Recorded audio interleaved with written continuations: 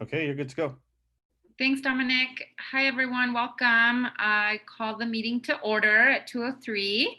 My name is Joanna Bencomo. I'm the City Councilor for District 4 and the new chair to the Housing PRC. So welcome to our meeting, everyone. So first I'll call on members of the council or staff to name if they have any conflict of interest on anything on the agenda today. None, Councillor Bencomo. Thank you. Councilor Thank you. Nichols, none. Councilor David Dahlon, none. Thanks, everyone. Is that it? Are we good? Hearing none? Wonderful. So this will be easy. It's just two of us today. So we know Councilor Flores is gone. But can we get a motion to accept the agenda? So moved, Madam Chair. This is Gandara. Thank you, Mayor Pro Tem. Can I get a motion to approve the minutes from our last July 30th meeting? So moved. Thank you. And then I know Natalie, I think, is on the road, and she had said someone from staff is on. I don't have to take notes, right? No. Okay, great. No. Madam Chair, you have staff that's taking notes. Wonderful, thank you. And Becky, I'm sorry, Madam Chair, if I may, Becky on the line, she typically is the one that records and whatever and taking minutes as well. Thank you, I appreciate that.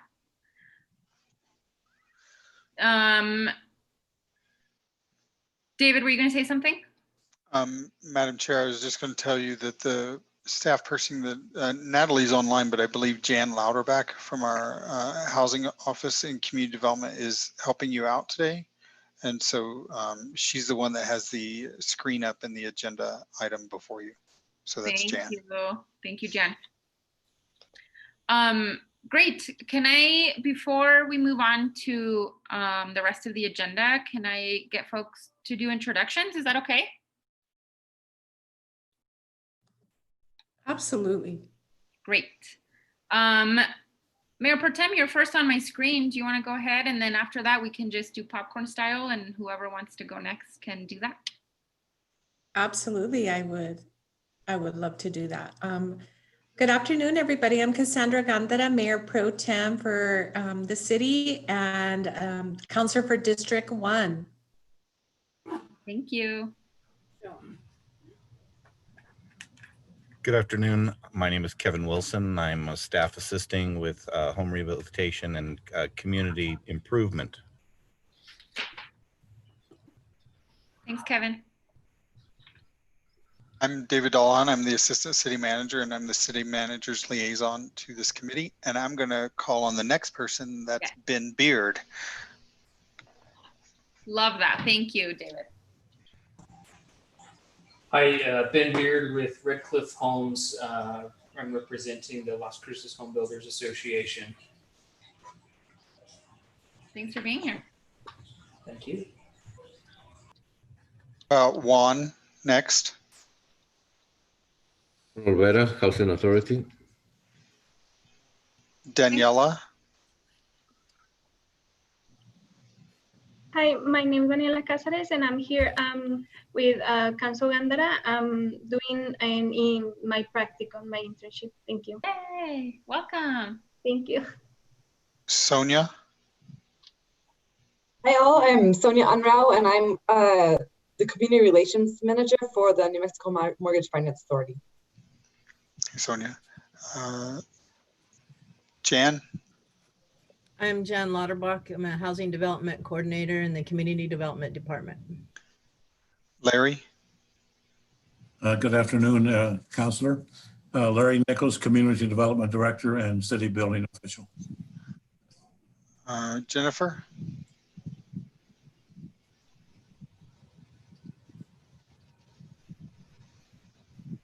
Sorry for the delay. Hi, I'm Jennifer Vega Brown, the City Attorney. Elizabeth. Hi, I'm Beth Bardwell, and I am a member of the League of Women Voters for Southern New Mexico and chair of their Affordable Housing Committee. Dave Weir and then Natalie. Good afternoon, David Weir, planner and administrator for the Community Development Department.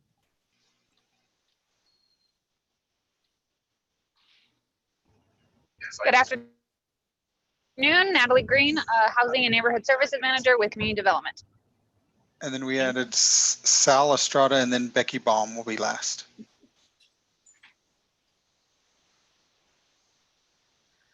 Sal, we're doing introductions.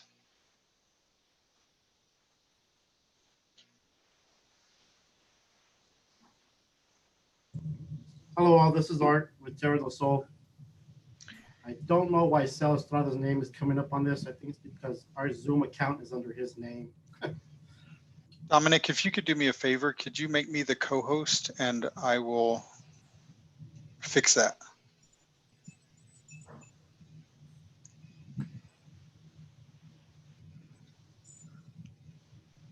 And then there was one more person. Did we miss anyone? Becky. One more person, Becky Baum, recording secretary and transcriptionist. Thank Hi, you. Becky. Thank you. Thanks, David, for that. I appreciate that. I hope we didn't miss anybody. If I did, just stop me. Our next item on the agenda is action items. And Natalie or David, I don't believe we have any, right? Madam Chair, no, we do not. Yet. Thank you. Right. Next item, general discussion, 6.1, nuisance abatement and uniform housing ordinance. I believe it'll either be Attorney Vega Brown or David presenting. Or Jan or Natalie, but Madam Chair, it's been a long day. So the city has a nuisance abatement ordinance. We have a nuisance ordinance within the municipal code. We have also discussed with this committee in its prior structure, a uniform housing ordinance. We do not at the city have a housing ordinance as adopted. We have a building code and we have mechanical and electrical codes, but we do not have a housing code or a uniform housing ordinance. There is a need to update the nuisance abatement ordinance. It hasn't been updated in quite a while. And then there's the consideration for a uniform housing code or a uniform housing ordinance. That essentially, if council wanted to adopt one, that calls for the creation of a program that looks at housing from a housing maintenance standpoint. It would describe in its basic form the minimum requirements as to what is expected for any structure inside this city limits. Most structures, most recent structures, our growth has occurred mostly since the late 80s to now. Most of our growth, we've doubled in population from 50,000 to 100,000+ since the 1990 census. Most of the housing stock has been built under the Uniform Building Code. Stuff that is built in the late 70s now. Historic structures are a little different, or existing structures that are substantially older than that are in between. The issue with that. Sure. The draft that you have is the draft that I drafted in 2018. Same with the Uniform Housing Code. It's the draft that I drafted in 2018. So it's been a while since I've looked at it, but I know I've made some notes. I can try to share the one that is pretty much the same. I just highlighted a few things that I know needed to change. Let me see. Oh, if you let me share my screen, I can share my version of it, or I can email it to you, either way. We have your copy. That you have.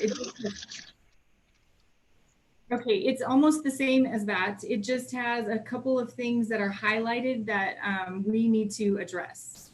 So it's basically the same. So it's okay if you share it. I'll just go through it if you'd like.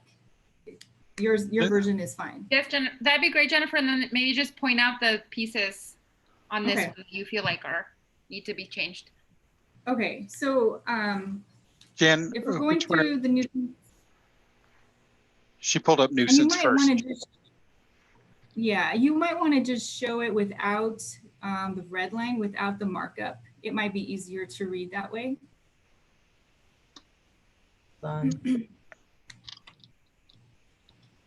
So there are a couple of things with this ordinance that we currently don't have.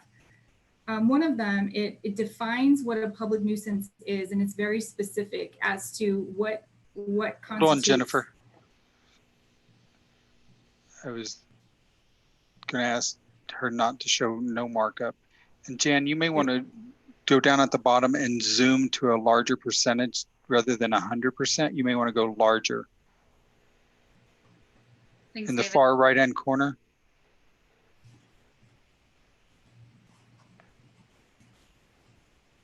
You can also just take that little bar and scroll it up. I would do page width. Cancel first. Yeah. Great. I'm gonna pull it up on. That's good for my eyes. Thank you. Yes.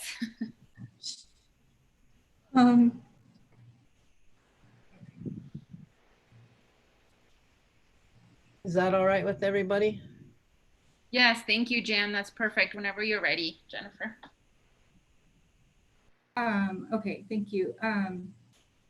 So there are a couple of things that this ordinance does. It defines the public nuisance very specifically. It includes a very long list of the criminal code in it, because if those events occur multiple times in any given property, and there are multiple calls for service, for example, and it's creating a nuisance for the people around it. So when this was originally drafted, it was drafted in a time when I was in Albuquerque, and there were a lot of meth labs, clandestine meth labs everywhere. And so, and some drug houses, quote unquote, but those were presenting a very big problem in neighborhoods where you just have a regular neighborhood, people living, and then there's this clandestine meth lab. So this would address that type of situation. Also, it allows for two things. It allows for a criminal penalty of a petty misdemeanor, and it also allows for a civil action, which would be the abatement action. It's a program that the city, if the city were to consider, it's a big program. It takes a lot. When I worked in Albuquerque, I was part of the Safe City Strike Force, and it's an entire department dedicated to this. So of course we're not that big, but it is a definite program, and it will take some careful planning and budgeting and consideration of the process. So I'll just go through, I made a list of just some main points. You'll see that the findings and purpose are on page 1, and it mentions the unlawfulness of the nuisance. And I think that's the same as the copy that I have. There's an added provision that is in the draft that I have, and it is under letter C. There's an added letter D, and it says that it is unlawful to commit public nuisance. Public nuisance consists of knowingly creating, performing, or maintaining anything affecting any number of citizens without lawful authority, which is either injurious to public health, safety, morals, or welfare, or interferes with the exercise and enjoyment of public rights, including the right to use public property. This may include, but is not limited to, the use of electronic or mechanical device, including unmanned aircraft such as a drone.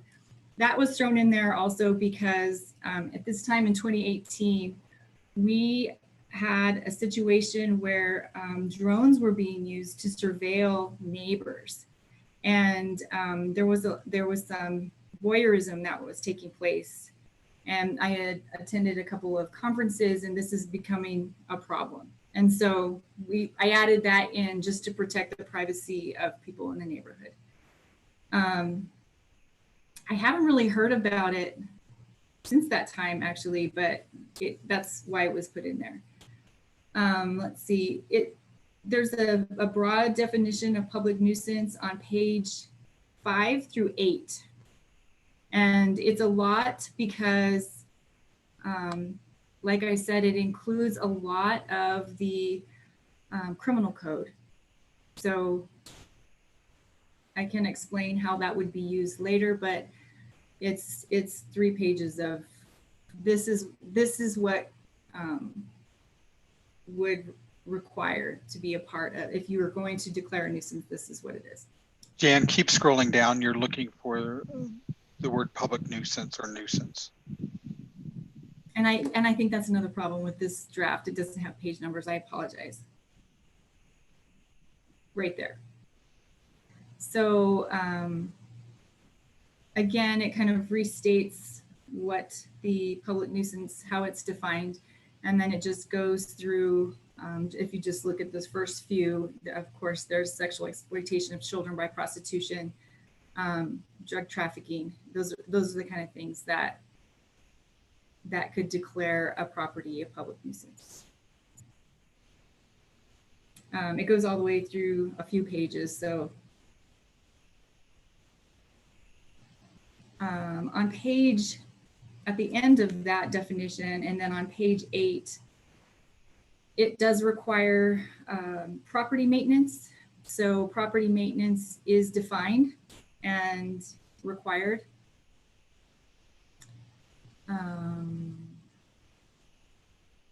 Yeah, right there. So it basically says that they have to be safely maintained, cannot be deteriorating. They have to be safe, structurally sound. There's just it's kind of very general, but then you have to remember that in part of that long list of items, including the state statutes, we're going to have reference to the Uniform Housing Code, but also state statutes. So if there's a state building code that we follow and this building isn't in compliance, then it would fall under this. So if you had a structure, for example, that didn't have running water, and that is part of the building code and a requirement, then we could deem that building to be a public nuisance. That's just one example. And then you have to go through the technicality of, so you have the public nuisance, the purpose is to declare a public nuisance. Then you have the definition of a public nuisance. And then you have the section of the ordinance, which is on page 14, that prohibits the public nuisance. And it seems like a lot of unnecessary steps, but when you're filing your civil action, these are the elements of the action that have to exist. So on page 14, the public nuisance is actually prohibited. Thanks, Jennifer. Is that the last piece on this? And maybe we can take some questions. Unless you have something else to add. No, there's a lot more, but you can interrupt for questions anytime. Okay, yeah, let's do that just because it's a lot of info. Okay, yeah, so, that's good. I see one hand raised, and remember, if you want to ask a question, on the bottom right-hand side, you can click on raise hand and I'll be able to see it so I can call on you. Mayor Pro Tem, go ahead. Thank you, Jennifer and staff. I appreciate that. I remember I was anxiously awaiting to see this and had, like you, read it a while back and or pieces of it, frankly. And so good to remind me of this. But a question, so so do we have a public nuisance code right now? Yes, we have a nuisance ordinance now, but it's very limited in scope. Yes. And the reason I'm saying that, and because people have to understand on the call is that I think that has really honestly prevented us from, when we do get calls and or deeming a property a uninhabitable, that kind of thing, or what the city can do. For example, when I first got elected, there was a fire at an abandoned property off of Mesquite Street. And there was such a huge outcry from the community about it, because years before there had been an arsonist, and there's many vacant buildings, and the prior city management had promised to put to develop a list of abandoned buildings, both residential and commercial. And so after those meetings, and staff has done an excellent job, David Dullahan and others, forming the neighborhood action team. That neighborhood action team primarily consists of codes and staff that have taken an inventory of all the abandoned buildings, residential and commercial, and where they are at in terms of codes, helping sort of rectify and or mitigate whatever unsafe situations there are. But I remember that it was a struggle for the city to do those things, and for codes feeling like they had some teeth in it, to include the city manager, giving the city manager authority, right, to fence things up and those kinds of things like you see currently. And so I wanted to say that to recognize all the hard work that David, staff have done in developing the neighborhood action team, that list, maintaining that list, all the things that it requires when we do find out, right, as we move through a process that that this particular abandoned building is a nuisance. And for me, when we work with the public and work with the community to help them mitigate whatever situation is, for me, most concern of a top priority.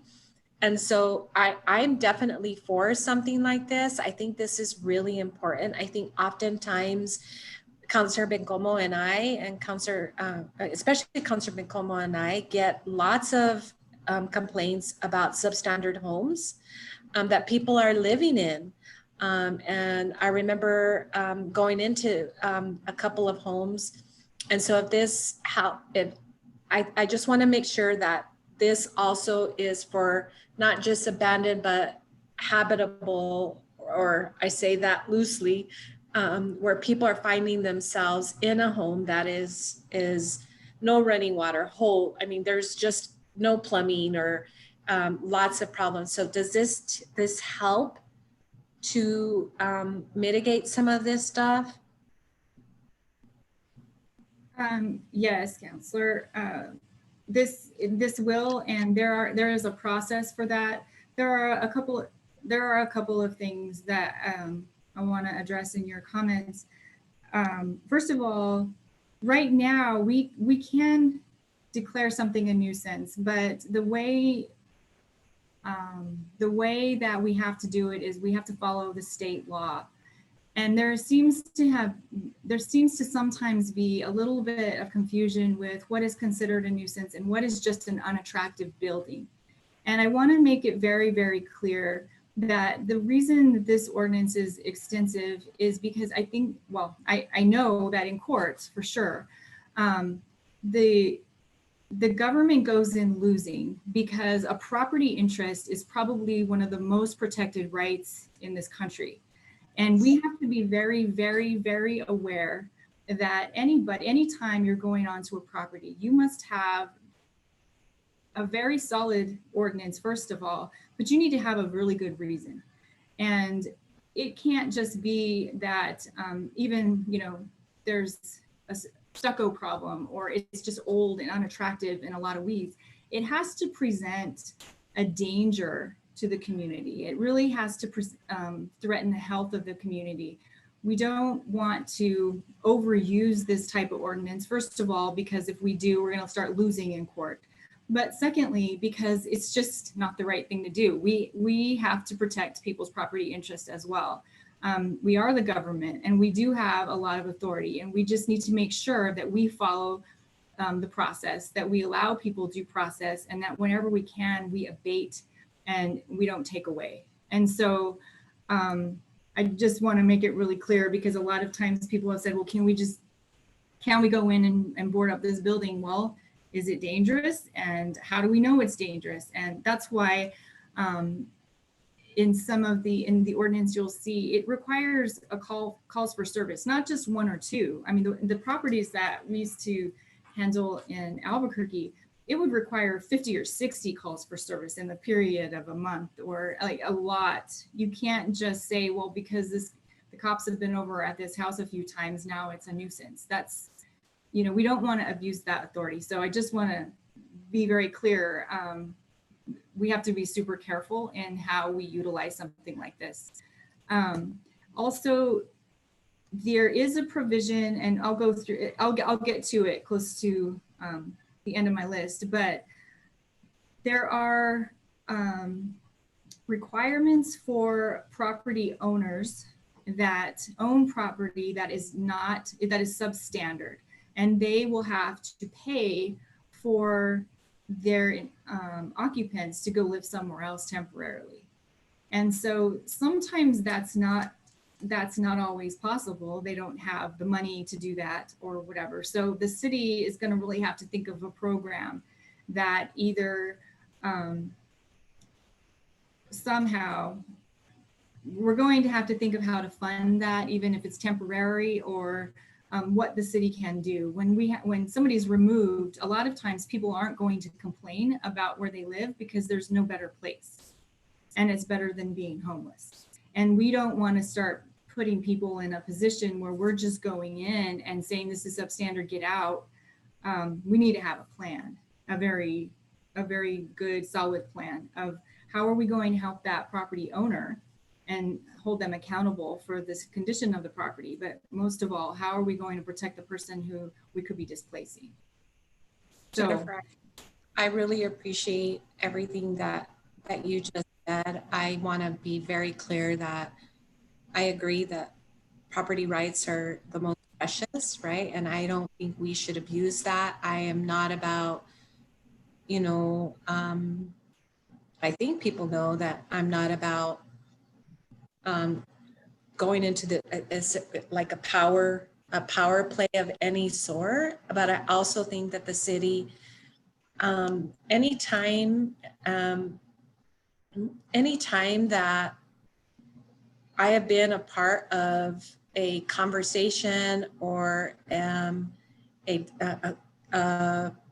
presentation about affordable housing, it is always tied into a lot of this stuff where codes doesn't address, or there isn't enough teeth, or and people, and I hate to say it, people say, well, not in my backyard, but I agree wholeheartedly that that whatever we do, we have to have some mechanisms for preventing, for abating, helping people renovate or reconstruct, whatever that is. And I know that we're limited in our funding, but whatever that is I feel like we need to give people, property owners that opportunity. And if it means building up a fund of sorts, I don't know if we can use the land trust fund for some of these things, but I know that community development in their home rehab program only has a set amount of money, but a long list of people, right, trying to get through that list. So I like to hear from staff what those opportunities can be, that so that we have several things that we're doing to build people up, especially to keep people in their homes. Absolutely. So thank you for that. Madam Chair, Tim, do you have another question? Because I know Larry has his hand up. He might be able to provide an answer to your question. Larry, do you have something to say in regards to this? Yes, Councilor Bencomo and Mayor Pro Tem Gondra. I saw that Ben Beard actually had his hand up before mine, and I'll defer to him, but I do have comments, and I think I'll provide information on some of the things that Jennifer just presented. Yeah, go ahead, Larry. I'll get to Mr. Beard after you. Okay, well then I'll begin with this. Jennifer was expressing and rightfully so, expressing the caution that we have when we begin to look at a property to declare it a nuisance, but more importantly, to declare it an unsafe structure. We do have in our building codes right now, there's state building codes and there are local building codes that we've adopted.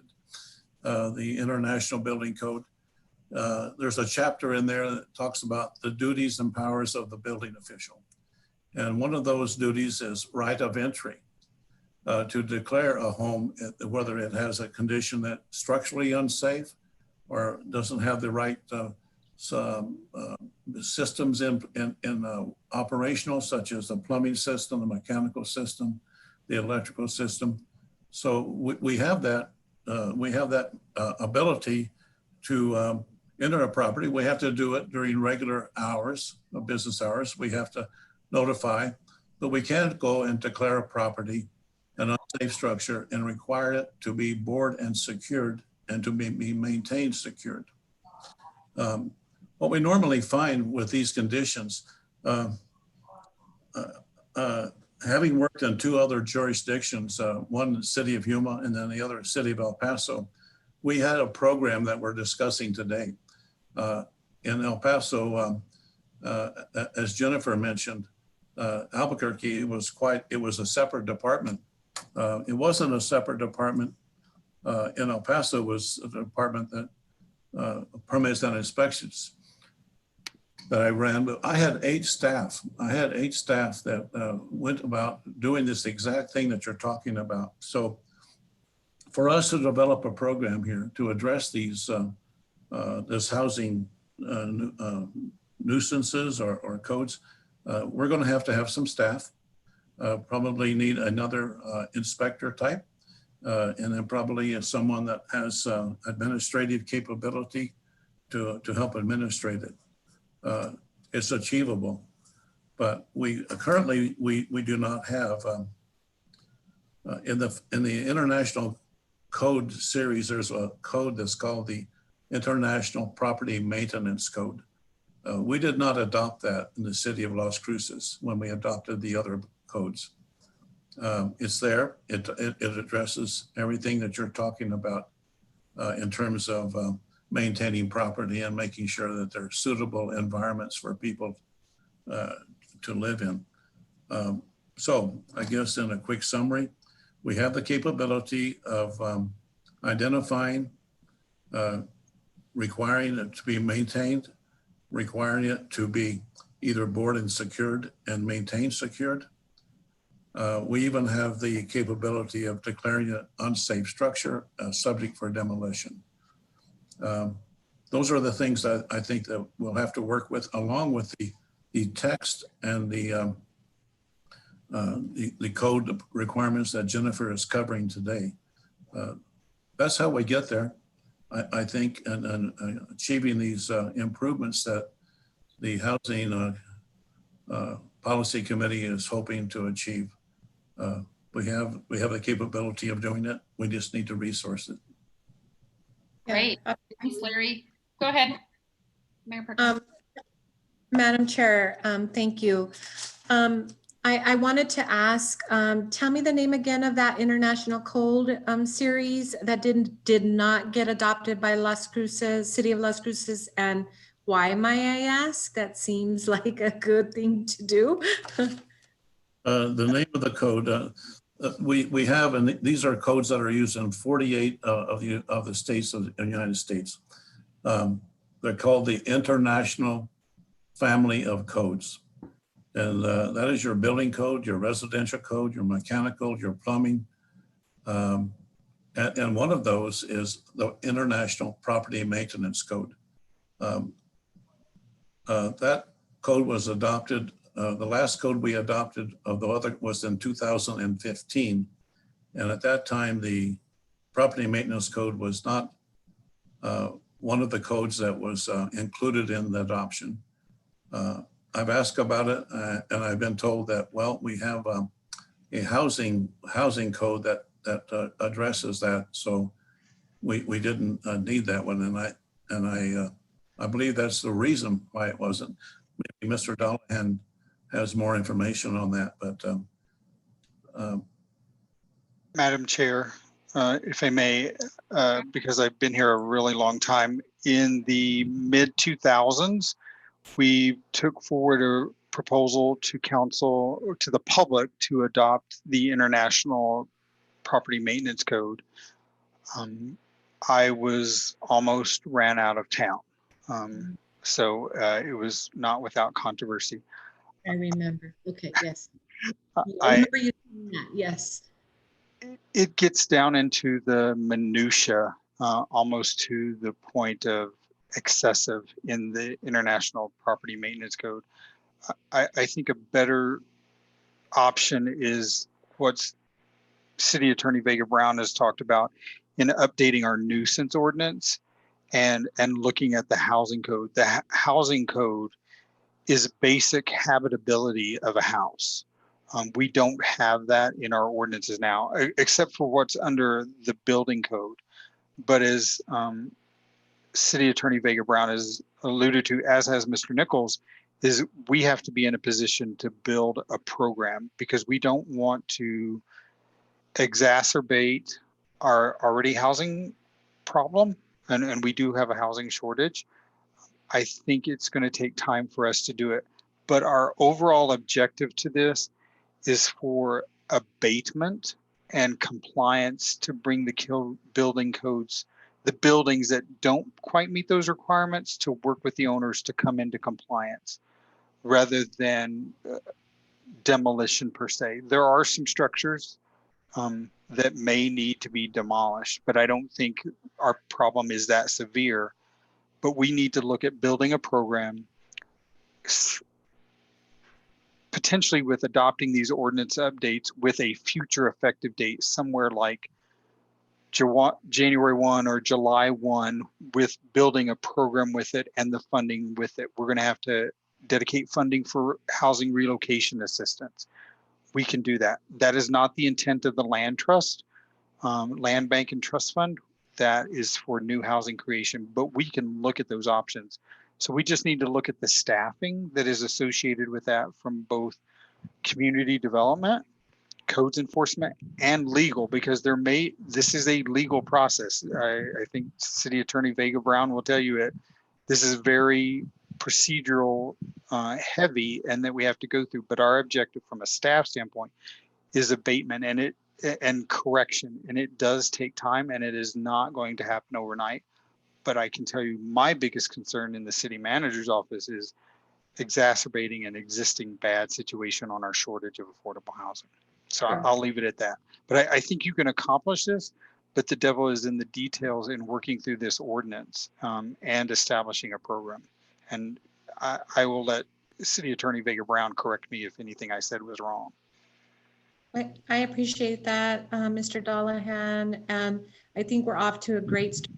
The development of the neighborhood action team, a lot of that work, not a lot, some of that work has been done, and I think it's looking to administration to really re-examine our different departments and see how we can continue to move it forward. So I've been proud of the work that you've done in that neighborhood action team, all for the sake of affordable housing. I look forward to seeing when affordable housing is starting to be constructed as it relates to some of these buildings that we've acquired.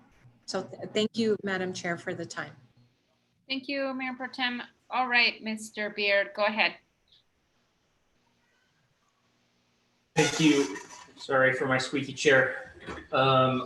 Just a couple of questions for my understanding. Is this ordinance to create new laws, new regulations, or is this simply enforcing existing laws and regulations that are on the books? I don't quite understand that. There are two things. First of all, the state statutes allow us to have this type of ordinance. So we look at NMSA 30-8-1, that is a public nuisance defined. That state statute defines what a public nuisance is, and 30-8-8 allows the abatement of a public nuisance. And then you look at Chapter 3, which is for municipalities. One of the provisions in Chapter 3, 3-18-1, allows a municipality to declare a public nuisance. So all of that is existing state law, in which right now we could go out and declare a building a public nuisance using that state statute, because we are allowed to do that. As a home rule jurisdiction, we are allowed to declare our own public nuisances, and we are allowed to abate our public nuisance. That's by operation of the New Mexico Constitution and also New Mexico statute. So that's what this, we're taking that authority and creating an ordinance that further defines how we as a city, as a home rule municipality, will declare and define a public nuisance. So there are a lot of steps, and the authority begins with the state constitution. It flows through the state statute, and then allows us as a home rule jurisdiction to define and declare our own public nuisance. And I just want to mention also, there are several provisions in state statute that, for example, a burned out building is specific in state statute. So if there's a burned out building, there are specific provisions that allow the city to address that, separate from any ordinance. So we already have the ability to do that. This isn't creating a new authority that we don't already have. We already have the ability to do that. This is just creating an ordinance that further defines a public nuisance, and it also allows for several things. And I'll go through those things. If you want me to continue to tell you how our home rule power is going to be expanded. I shouldn't say power, authority to do other things other than a criminal action. So if I understand this correctly, the purpose of this is to further refine the definition of a public nuisance and then create a mechanism for fixing that public nuisance. Is that correct? No, it's giving us the ability to define what we as a city will define as a public nuisance. We have the authority to do that, and now we're taking that authority and defining it.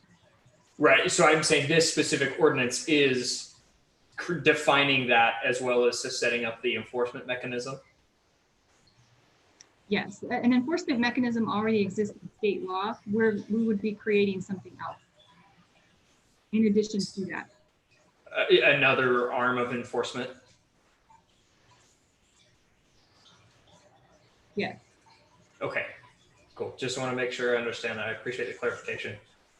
And then one other thought in regards to what qualifies and does not qualify as a public nuisance. And I appreciate all the comments about respecting private property rights, and I wholly support those myself. I was curious if this public nuisance would include things like a violation of neighborhood codes, covenants, and restrictions, where I had a situation in a subdivision I was building in where a neighbor painted their home bright colors that were a blatant violation of the codes, covenants, and restrictions of that neighborhood. Neighbors were upset and called codes enforcement, and codes said they're not violating its current city ordinance, therefore we cannot enforce it. Is that situation something that would be addressed in this public nuisance abatement law that would kind of give codes enforcement a mechanism to enforce those neighborhood codes, covenants, and restrictions, or is that outside the purview of this ordinance? That is far outside the purview. That's one of the things I was just talking about. Something that is unpleasing to the eye doesn't necessarily present an immediate threat of harm to the public. And so that's number one. So the color of somebody's home is not something that presents a threat of harm.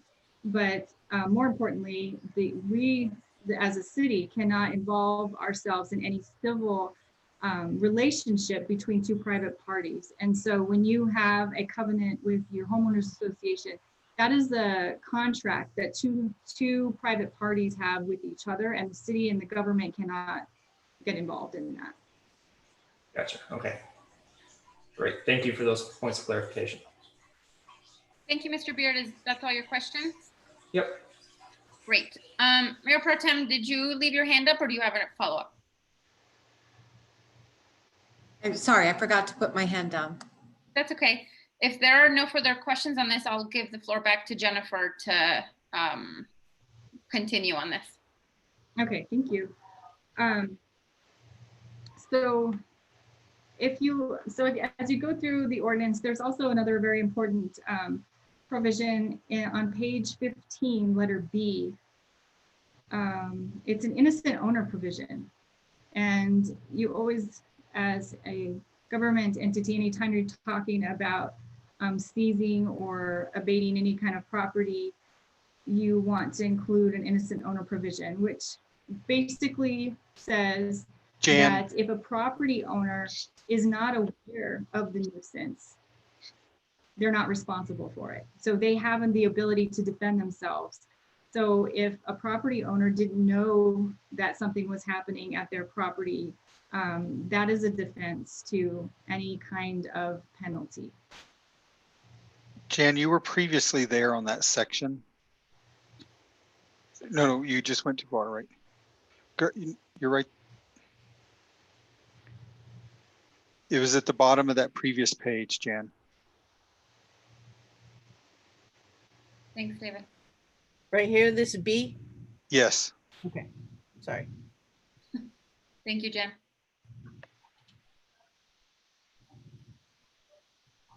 Jennifer, is that it on that? Yes, that's it. Okay, thank you.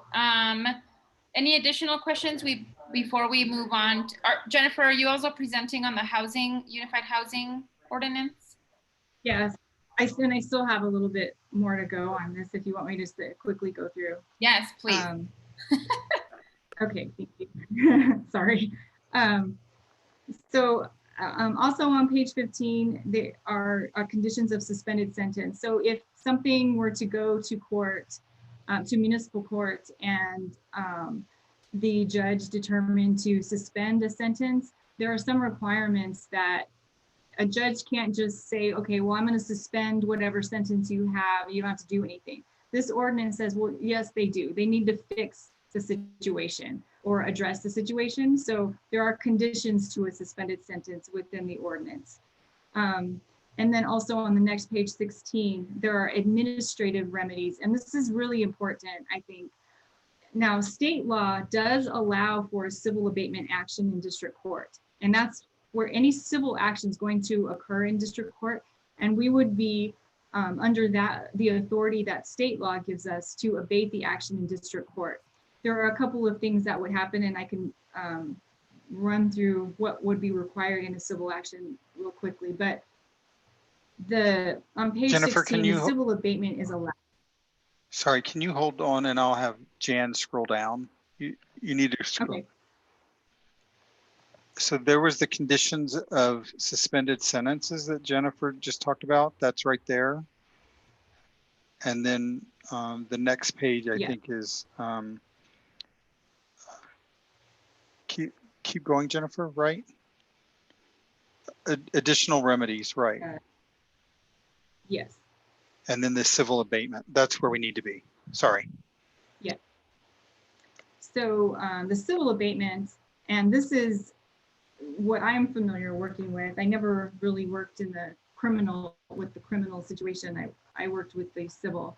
And that is, to me, that is one of the most important things, because that's where we really just want to fix the property. We don't want to necessarily take it away. Like David said, there are going to be occasions that a building is just so dangerous that it has to be demolished.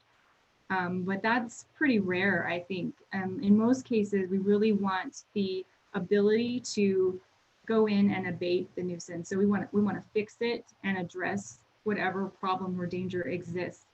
We have to do this in district court because municipal court does not have that ability and the authority to require people to take an action, and the district court does. It is called an in rem proceeding because it has to do with the property and not the individual. So like for just a hypothetical, if I took David Dollahan's property to court, I'm not, my action isn't against David Dollahan, it's against his property. And as an owner, he's required to fix it, but it's in rem because it's against the property.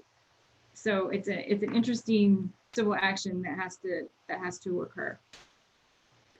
The civil penalties have been declared by the New Mexico Supreme Court in multiple instances, mostly in vehicles, but it could be in just about anything. They're considered remedial, which means that they're not intended to be a punishment. It's intended to deter and to fix the problem. So it's a remedial action, not a penalty. That's how we really should view it, and not look at it in that penalty kind of light. All of the actions are required to be filed by the city attorney. There can be a private citizen can bring their own action pursuant to state statute and pursuant to this ordinance, but it wouldn't involve the city at all. It would just be a private action between two individuals, but they would rely on this. The city wouldn't be involved. And of course, I just want to reiterate that anytime you have any process like this, and it's clearly, I mean, it's clearly stated in the rules of civil procedure, but it's restated in this ordinance because you have to have a lot of notice to the owner. We provide a lot of opportunities to be heard. So sometimes people say, well, that's double or triple due process, and that's okay with me, because as long as somebody has the opportunity to be heard and they're provided notice and they can respond, again, we're just trying to fix the problem. So it also allows for a temporary restraining order, which is not part of state statute. And that's an important thing on some properties because it requires the owner to do something. A judge can actually say, you must stop doing X at that property and place a restraining order on that. So if there's a serious criminal activity occurring, we could get a restraining order to stop it happening at that property. Those actions would be extremely rare. I think I didn't handle it. My boss did, and I only saw one restraining order, and it was a human trafficking situation. So those would be rare, but it does allow for that. And then lastly, on page 26, there are the ability to have stipulated alternative remedies, which means that we can pursue a nuisance action, but mostly what we want to do is sit down with somebody and get to a stipulated agreement that you're going to do A, B, and C, and you have this timeline to do it, and here's what we're going to do, rather than litigate this entire thing. And when we're going to court, we can get attorney fees for our action if we prevail. But a lot of times we're not even looking for that. We just want the judge to enforce a safe property. So that's my list. There are, just very quickly, there are, it's a civil complaint, a civil action is a 4-count complaint that we would file in district court. Count 1 would seek to have the property declared a public nuisance under state statute. Count 2 would seek to have the property declared a public nuisance under our city ordinance. Count 3 would seek to have the property declared in violation of our city code, either housing or zoning. And count 4 would seek injunctive relief to allow the city to enter the property, evict tenants, and secure property with board up or a fence.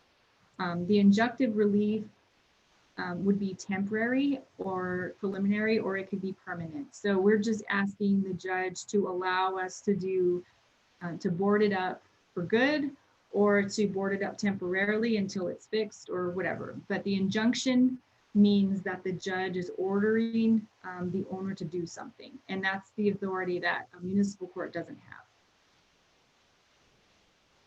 So that is my list. Sorry, do you have any more questions? Thank you, Jennifer. Yes, any more questions? Great. Oh, here we go. Oh, Mayor Pro Tem, yes. Of course I would have, right? Jennifer, would this, remember we have had issues with an abandoned building, the property owner living out of state continues to be unoccupied. We have made attempts to, you know, ask them to clean up the various things. Is this where we could have a, I'm not sure if fee is the right word I'm looking for, but a annual fee charged to the property owner for the house being vacant? I know it doesn't feel like it fits in that nuisance space, but in the research that I've done in previous years, many cities, municipalities do this, charge a fee for the vacant home. And it has been seen to prevent or to reduce it to be vacant for years on end. Like we have many of them in my neighborhoods up on the tree streets that have been vacant for years, which creates people breaking in, tagging, I mean, just a number of things, or they don't take care of the property. So is that something that we can consider? Mayor Pro Tem, I don't know of any cities in New Mexico that do that. New Mexico is very strict in our property laws, and we have to be very careful that we're not creating what could be seen as a tax on vacant property. And I think where we go with that is that you go to the blighted part of this type of ordinance. So because we really want to be very careful and not punish people for not living, for having multiple residents, or, you know, my mother passed away, but I don't want to sell her home. I don't want to be punished for keeping it, but also you still have to be responsible for maintaining it. And so that's where one of these, the other parts of the ordinance would come into play, because if there are broken windows, that is disrepair. And so that would allow the city the ability to then utilize this ordinance and go in and declare that it is a nuisance. We're at this point and we're asking a judge to make this owner fix these windows, or something like that. An issue that came up that I had talked to a little bit about, I think I talked to Dave Dolhan about it at one point, was the tagging is a big thing. It was a big thing in Albuquerque at the time. And tagging is something that we could work very closely with the police department, because there's a lot of criminal activity that is associated with some tagging, but not all tagging. And so a lot of it is kids just not having a productive artistic outlet, you know, but one of the things that we can do is those things would be declared a public nuisance, but we want to stay away from penalizing the property owner who's been victimized by vandalism And we just want to be careful that we're not kind of double victimizing them, because now we're going to require them to pay to fix this, but they were vandalized. And so that's one of those important things where we want to create a program where we're trying to help the property owner, but we also want to get rid of that tagging within 24 hours because that's so important. But that it's part of an overall program that we want to look at and be very mindful of property owners. And you might have somebody that they just can't afford to clean up that tagging. They were victimized in the first place. They can't afford to clean it up in the second place. And now we're going to have somebody go cite them for it. So it's part of an overall program that we want to be mindful. Yes, we want to abate it, but we want to abate it the right way. Right, absolutely. And I think we have Keep Las Cruces Beautiful, and I know Lieutenant Danes has been excellent at when I've had issues, she's come out there, not she, but helps connect with whatever departments that are necessary to clean that tagging up right away. And so I had done some research and have seen different cities do charging a annual fee, if you will, to help reduce that. Thanks. The vacancies. So that's it. Thank you. Thanks. Councilor Benko. Yeah, David, I think we'll get to you right after Larry. Larry had his hand up as well. Well, I can't raise my hand. That's why I wave at you, because I'm the co-host. I was just going to be real quick. I'm not aware of those type of ordinances in anywhere in New Mexico. Those ordinances that I've seen that Councilor Gondler was talking about were primarily in the Midwest. And those are called vacant and abandoned building ordinances. But those are under different laws in different states. And I haven't seen or heard of one in New Mexico. I think in the draft housing ordinance, there was a provision to allow for the city to inspect for a fee for housing. But I don't think we have the authority under New Mexico law that I'm aware of, or seen it anywhere, that we could charge a fee to require a vacant building or registered building ordinance that I'm aware of. So I'll stop there. Thanks, David. Yes, Larry and then Natalie. Thank you, Madam Chairman.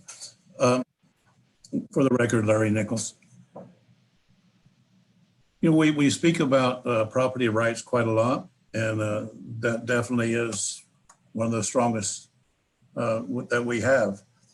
I always tell people this when we're addressing these type of issues about property maintenance and asking people to provide a working water system for a home, a working sewer system, keeping a mechanical system so there's proper heating or cooling, all of those type of items, maintenance items. And I say, yes, you do have, and they say, well, I have property rights. And I tell them, yes, you do. There's two parts though. You have property rights and you also have property responsibilities. And I think that's what our ordinance ought to maybe try to stress. So, but what we find, Councilor Gondra, is on a lot of these things that you have witnessed in homes that you've been in where things aren't working, things are substandard. Those are usually, there's three kinds of maintenance, right? Preventive, corrective, and deferred. And what you witness and see is the deferred. Something breaks down and they don't fix it. They defer it and they never fix it. What in the other jurisdictions I worked in, and maybe this is not permitted in New Mexico, but in our ordinances, whether it's a nuisance ordinance or it was a property maintenance ordinance, there was a penalty clause at the end of that ordinance. And the penalty clause that I worked with previously said that there's a penalty of a certain number of dollars. Each day is a new occurrence. That type of language really encourages people to do something about their property. If they know that, okay, there's a $50 penalty, but if you don't do something about it pretty quickly, it's going to reoccur and be charged again. That seemed to be a real motivator to help people have their properties where they are safe and sanitary structures to use. So I don't know, Jennifer, if this the ordinance you're working on here, if it will be enabled to have a penalty clause or not. Yes, it does have a penalty clause in section 18-5. Well, then Councilor Bencomo, Larry Nichols again, for the record, that's very important. I think that is a mechanism, not that we're trying to punish people, but we're not maintaining their properties. But sometimes it takes a little extra to get them to fix the plumbing or to fix the mechanical system or fix the electrical system. Was that, you know, that are not unsafe to be in, they simply are, well, say it like it is, possibly unsanitary to be in. Yes, thanks, Larry. Go ahead, Jennifer. Let me make sure. Okay, so what the penalty says is that any person who violates any provision of this ordinance shall, upon conviction, be subject to a fine not exceeding $500 or imprisonment not exceeding 90 days or both. Each separate violation shall constitute a separate offense, and every day on which any violation exists shall constitute a separate violation and offense. Well, Madam Chairman, Larry Nichols again. Well, there it is, folks. There it is.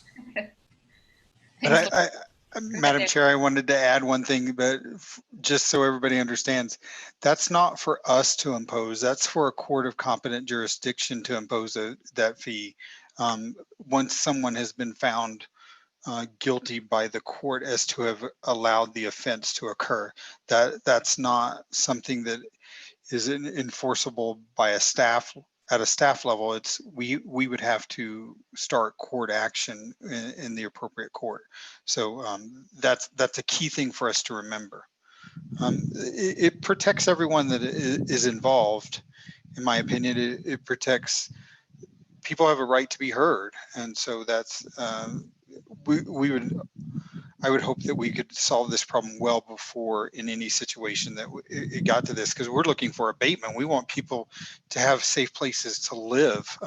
That's our biggest struggle right now in the affordable housing realm, is to having enough places that are decent, safe, and sanitary for people to live. So we don't want to make it worse. We need to make it better. Yeah, absolutely. Thank you, David. And I don't see any more questions, but I had a couple questions. Honestly, one of them, you answered it, Jennifer, and I was really appreciative of what you said, because it was around enforcement. And you said, this is really about remedial, not punitive. And I think that that's really important. You know, we want to work with people and ensuring that our community is safe. And like you're saying, David, we already have a housing problem. We don't want to make it worse. So I appreciated that context, in addition to you know, yes, absolutely protecting people's property rights, but I loved what Larry added in terms of property responsibility as well, ensuring that whoever is in your property is, you know, that it's, you know, good to live in. And then my second question is really about our next steps on this, right? This seems like a really big lift, but it also seems like a really important one. So what are some of the clear next steps? Oh, and then Natalie, sorry, Natalie, I had seen your hand go up and then down, but go ahead if you want to jump in here. Sure. My question kind of builds on your question. I was hoping Jennifer could cover sort of what this program would look like staff-wise, because we know we'll probably need a paralegal, a lawyer, a police officer, a housing inspector, housing relocation funds. So just sort of the resources that we would need. And I think that'll speak to your next steps. Great. Yes, that's perfect. And Jennifer, you don't have to have all those answers now, but maybe, or maybe you do.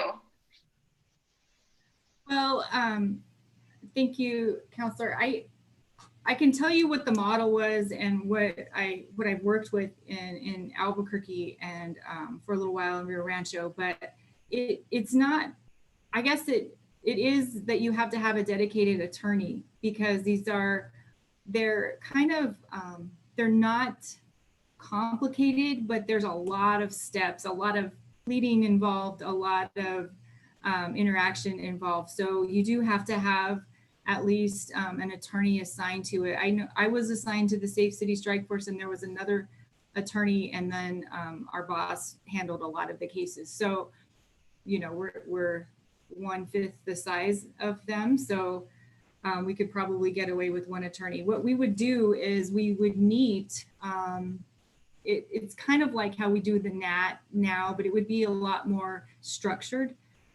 Is we would meet with somebody from code, somebody from police, somebody from fire, somebody from legal, and basically you meet every week and go over the properties. This is kind of what we do now. We don't have that many big properties like this.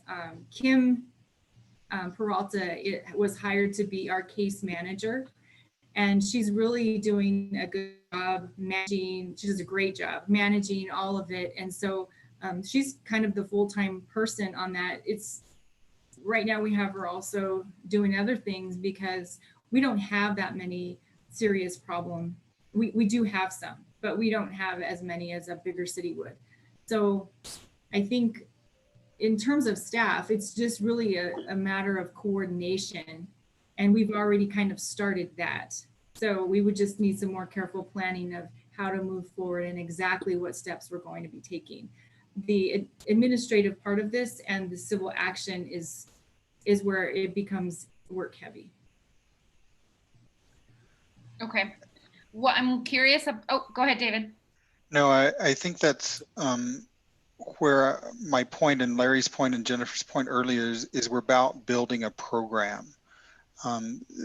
We have to sit down. If there's a general desire for us to move forward with this as a policy issue, then we need to know going forward how to build a program, because I know Larry's current inspection staff can't handle the additional load. So there's that component of it, and it's building that structure. And I know that we're going to need money for relocation, even though we may get reimbursed for it later. It's to a restricted fund. So the best time for us to do that is to start that discussion now in advance of next year's budget, for us to have something that hopefully we can put in place with a July 1 start date. I asked Larry today, as a reminder, about what would it look like from an administrative and an inspection standpoint. But there's the other side of this that we need to remember with Jennifer's comments about the criminal side of it, that we don't need to insert ourselves in. That belongs between the police department and the city attorney's office. So we do need to work on that structure. And I'm committed to getting with staff, with the attorney's office, and seeing what that looks like and helping with that structure as we bring an ordinance forward. But we're probably gonna need to set a future effective date if this is what the council wants an ordinance to look like. I think that makes sense, David. And may I add another sort of, what I would like to see perhaps too is a timeline that can be presented to this committee in terms, so perhaps like start backwards, right, from like July 1st, 2021, and then present a timeline for what some of these, you know, benchmarks or whatever could look like that you could present back to this committee. And then Jennifer, let me get to Mr. Beard, and then I'll come back to you. He's had his hand up for a little while.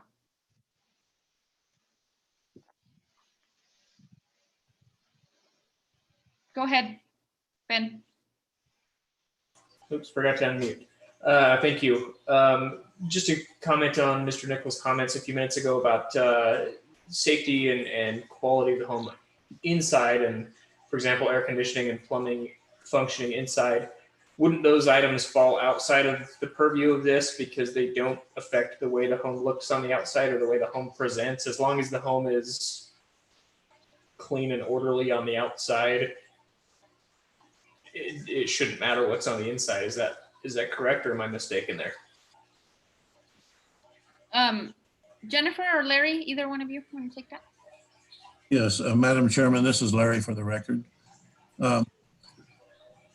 Ben, Oh, what this maintenance and nuisance code and maintenance code are all about is to assure that the folks that are living in structures are, have a safe environment.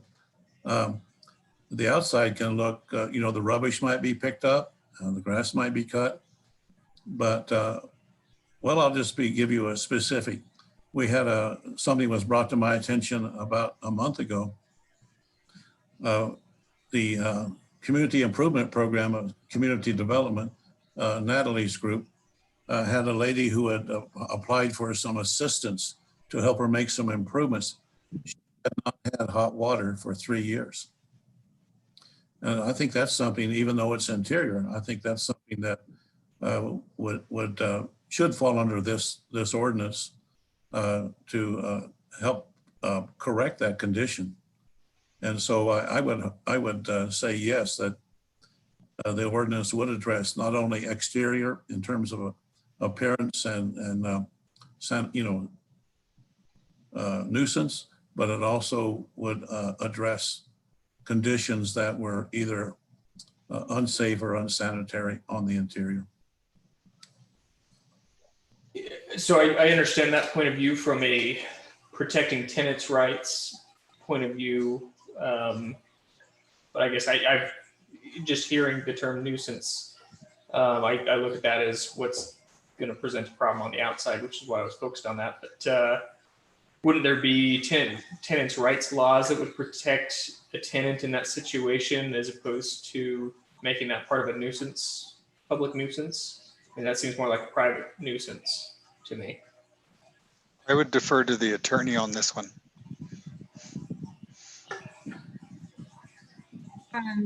Madam Chair, I believe that does create a public nuisance because it does affect the health and safety of the inhabitants of the city. So it's not a private action. There are landlord-tenant laws that can protect, but we have the ability to define that as a public nuisance. And so if somebody is but allowing people to rent or pay money to live in a condition that is substandard, that does begin to become a public health issue.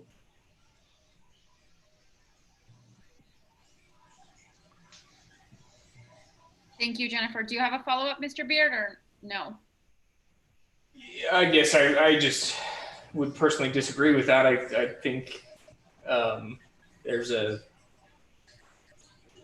there's already landlord-tenant laws. I mean, I guess I don't want to see public funds going to somebody that just doesn't care to replace their water heater, for example, and come back and say, well, okay, now I need help. This is a public nuisance because I'm a citizen and I have the right to demand that you replace my water heater. And even for, in landlord-tenant situations, there's, or I guess, sorry, that applies to more of a landlord-tenant situation. For private homeowners, individual homeowners, I think there are, for low-income folks that need assistance, which I know there's plenty of in this community. There are groups that are specifically trying to address those people and support those people. To me, that seems like something that should be more of a private thing rather than a public city level issue. I think Councilor Bencomo and Ben, I think you're right starting off, but there is some point when that innocent owner stops being an innocent owner. I could understand an owner that's saying, hey, I got to fix your water heater, but then the tenant doesn't allow them in to fix their water heater. That is when it becomes incumbent on the tenant by prohibiting the plumber to come in, then the owner becomes innocent. But we've seen situations, I know at staff level, where the owner refuses to fix the water heater and has allowed someone to live without water, and it is a health hazard to them. They can't bathe properly. They have to heat water for whatever reason. So at some point, it's that balancing act that it becomes egregious. And I've seen some of the worst and I've seen some of the best, and hopefully there are few and far between some of the worst, but it does happen. I know it does. Right. No, and I understand with that 100% that there are crappy landlords out there that won't fix things. But again, aren't there already existing laws that protect the tenants in those scenarios? I've had my hand raised for a while and I take calls. Excuse me for interrupting, but I want to address Mr. Beard directly with reference to this. I take calls. Can you announce who you are before? Oh, sure. I'm Kevin Wilson, housing development coordinator with community improvement. And we take a lot of the landlord tenant calls, which are normally tenant calls. There are landlord tenant laws in place in New Mexico. The problem is that they're left to the civil system to enforce in the city of Las Cruces. Albuquerque has a department that handles this and steps in. The situation that we have is that these are tenants, Mr. Beard, who just do not have the resources to hire a lawyer. They do not have, in many cases, the education and background to feel comfortable in going into court themselves. And being privy to the calls, egregious was the term that Mr. Dollahan used, and in many of these cases it is absolutely egregious that and a lot of the landlords, the smaller landlords who just have one or two properties, absolutely know there is no teeth in this community to make them do anything whatsoever. And so a tenant complains that they don't have water, they're on a month-to-month lease because their year has already extended by, and the next thing they get is their 30-day notice of eviction, and the landlord is completely within his rights because they're on this month-to-month. But what it is retaliation for asking for the repair. So unfortunately, there are people who need our help, and it has to be done at the level of the municipality. There's no other resource for them. And that's why we're trying to develop something like this, but it's not supposed to be punitive. It's supposed to be something to enhance our community. And I'll stop there, but I having taken all these calls, I wanted to make a point of that. Thank you very much, Kevin, for jumping in. Yeah, thank you. I appreciate that. If we're creating new regulations that aren't filling in some of the shortcomings in existing law, I support that 100%. We should fill in those gaps for sure. I understand there are plenty of unprotected people here in our area that need help. I just hate seeing overcomplication and duplication of regulation where it's not needed. But if there's gaps, certainly let's fill those gaps. Thank you, Ben. Jennifer? Thank you. If it's okay, Madam Chair, I'm gonna leave my video off because my connection is a little sketchy. Okay. First, I want to point out that if there's a building code that requires, everybody was using the example of a water heater. If there is a building code that requires that there be a functioning water heater, and that is not enforceable by any other action, then this isn't enforceable. This is an ordinance that allows the city to enforce that action. If a builder or a homeowner or a building owner is required to have a safe structure and there's no other enforcement provision, there's no other mechanism that would allow a person to enforce that, then we do need to fill the gap and allow for that enforcement. One of the things I want to point out, we can, as we move forward, and when we're thinking about funding this and creating a program, one of the things we have to remember is that the funding only comes in when we are seeking to demolish a property that costs money that we can recoup actually through a lien. There are many ways to recoup that expense. And when we require eviction, it would be up to the property owner to pay for that relocation. It's in the ordinance. So the city is not responsible to pay for relocation when it's due to a substandard residence. So the funding mechanism really only comes in when we look at the bigger picture and are there properties that are going to be demolished? If we don't have funding for that right now, we can't pursue that. But there are a lot of other actions that we can take that don't cost money other than our lawyer, me going into court and filing a complaint. So those things don't necessarily require a lot of funding. So just keep that in mind when we're looking at enforcing portions of this ordinance. Wonderful, Jennifer. Thank you. I appreciate that follow-up. I want to note time. We're at 3:30 and we were scheduled through 3:30. I don't know if normally we go ahead and finish the agenda regardless of the time. I want to be respectful of people's time. I don't know, David, Natalie, what normally happens in this situation? Madam Chair, I would just recommend that we cover the last 2 items, which would be what we're going to talk about next week, and then when our next meeting is. And we can bring this item up for another discussion. But we could talk on this probably for hours, if not days. Yes. Okay. Thank you for that clarification. I think there was a second piece to this, which was a unified housing code that I would like to add to the agenda for next week, if everyone's okay with that. Is it next week or next month? Sorry. Next month. Definitely not next week, next month. Okay. So add the last piece of this conversation, which is unified housing code. And then we had from our meeting in the last month, sort of the entire PRC had laid out a couple of items for review in the future. And I'll just read them out. I know you can see them, but for folks on the phone, we have the Land Bank Trust Fund, the Sierra Tract Development, an update on that, Elevate Tasks, the Elevate Las Cruces Comprehensive Plan, some of the more short-term accomplishments. We wanted to further discuss tenant rights and what that looks like here locally, state land trust acquisition, inclusionary housing, and the neighborhood action team. So like I said earlier, for sure, we can continue to discuss the unified housing code next month. But I'd love to hear from all of you which items should also be on the agenda. I'm going to pass it to David because he's waving his hand at me, and then I'll get to you, Mayor Pro Tem. Go ahead, David. Councilor, real quickly, one of the things that we're trying to work on is making sure that we're focusing on these policy review committees on policy issues. It's one thing for update and awareness, and we can work on a mechanism to better improve that, like the Sierra Tract development, covering questions and so forth.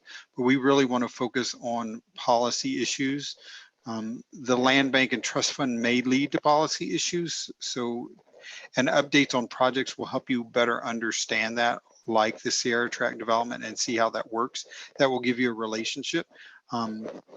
But the neighborhood action team, that leads to a policy issue, but it's really tied to the nuisance ordinance and the housing code.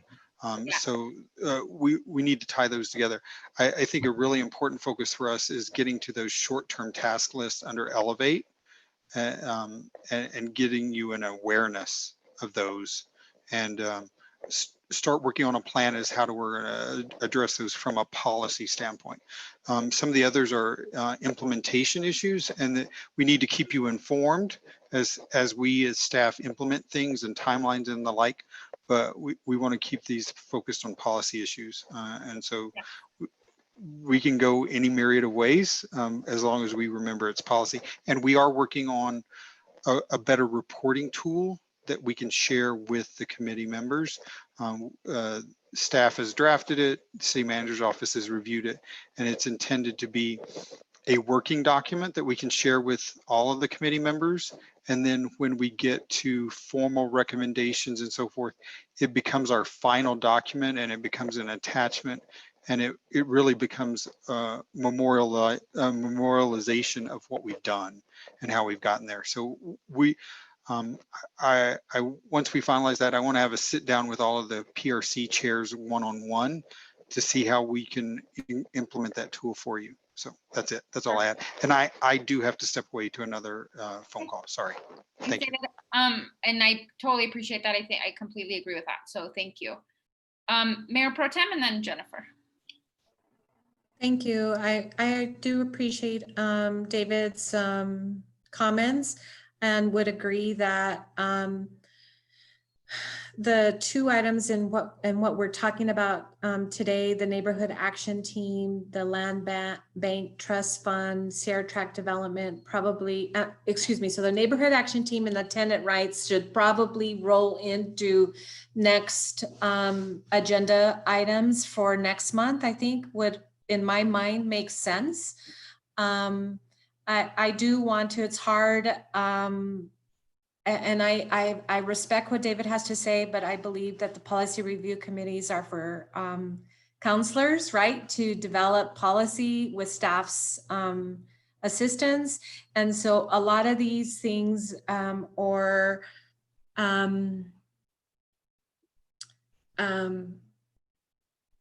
of bringing awareness about MFA and without knowing that, in our community, it makes it very difficult to form policy.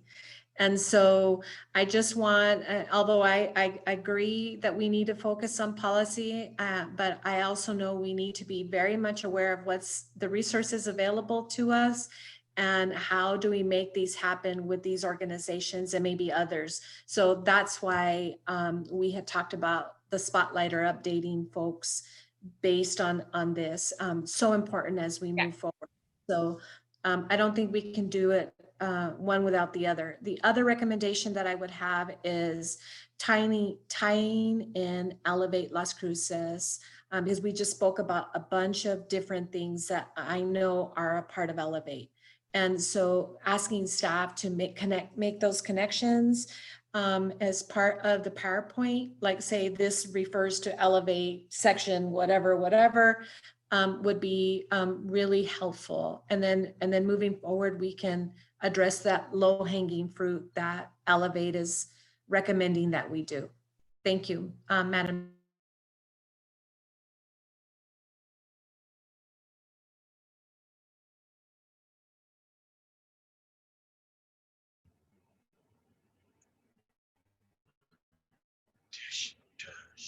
Did we lose Councilor Bencomo? Yeah. We might have. I was just going to cover the next slide is that going forward, we would like to include these 10-minute little spotlights where these agencies can give us an update. So we'll start doing that probably with our next meeting, and it'll just be a quick snapshot of what they do and what they're all about. And then if we decide to have a more robust presentation or it applies to a policy, we'll do that. And it looks like Councilor Bencomo's back, so we'll move on to the next slide, Jan. Thanks, Natalie. Sorry about that. I thought it was you, Mayor Pro Tem, but apparently it was me. Sorry about that. Thanks, Natalie. Great. And then, yes, our next meeting, September 16th. Like I said, Natalie and I can work on that spotlight. Is there, Mayor Pro Tem, were you going to add something else? My apologies. I was just giggling because I think that's your puppy. Yes. My grass is getting cut and the puppies don't like it. Great. So unless there's anything else from anybody else that hasn't spoken yet today, folks have been quiet. If there's nothing else, I'll wait for you to raise your hand or go ahead and go on unmute. And if you wanted to say anything. No, okay, well, can I get a motion to adjourn and I will see you all September. So moved. Thank you, Mayor Pro Tem, and thanks everyone for giving us your afternoon. Thanks, staff.